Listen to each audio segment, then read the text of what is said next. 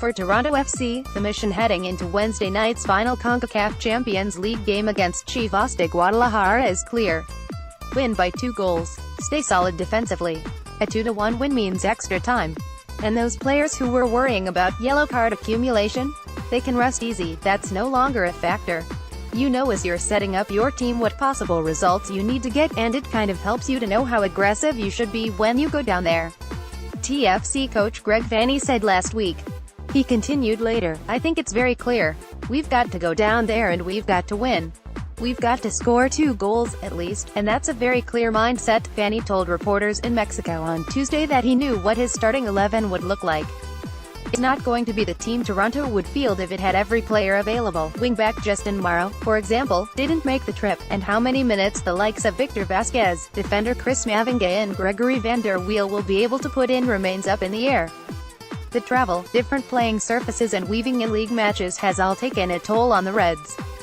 They have played 12 games at a time, when most Major League Soccer teams have participated in 5 to 8. Our team and guys are not physically all the way through a preseason when all of a sudden you're starting these highly competitive games and tons of travel. Vanney said, some of our guys are feeling little bits and pieces of that because you're not at your maximum durability, and yet you're starting a highly competitive competition right at the beginning of the year. By now, though, Mexico is no longer a strange and unfamiliar land to Toronto. They've played twice there already this season, against Tigres UANL in the quarterfinals and against Club America in the semis. The Reds have yet to win down south, but they have put up 3 goals, something they'll look at as a positive as they try to erase a 2-1 deficit and win this tournament. Vanney was not expecting the crowd in Guadalajara to be any bigger or more intimidated than it was in Monterrey or Mexico City. Although this is one of the biggest finals in Chivas' recent history, it's not something that we haven't dealt with before. We have to go in and stay focused on the game plan, and as the game plays out we'll see where it goes.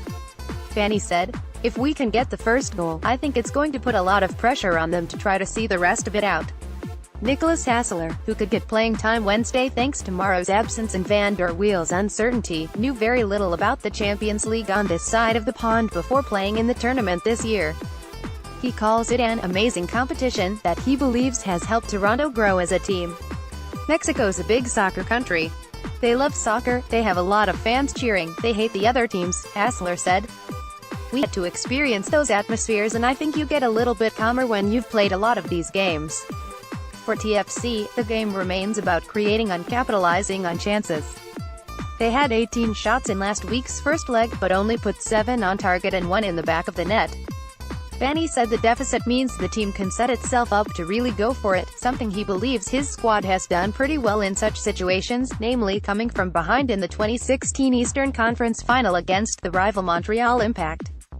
Confidence within the squad remains high, midfielder Jonathan Osorio told the club's website. We know that we couldn't capitalize on a few chances we had in Toronto, and we know that if we get those same chances we can bury them, he said. We know we'll get our chances and we're very optimistic. We're ready for this challenge. We're ready to make Wednesday a very special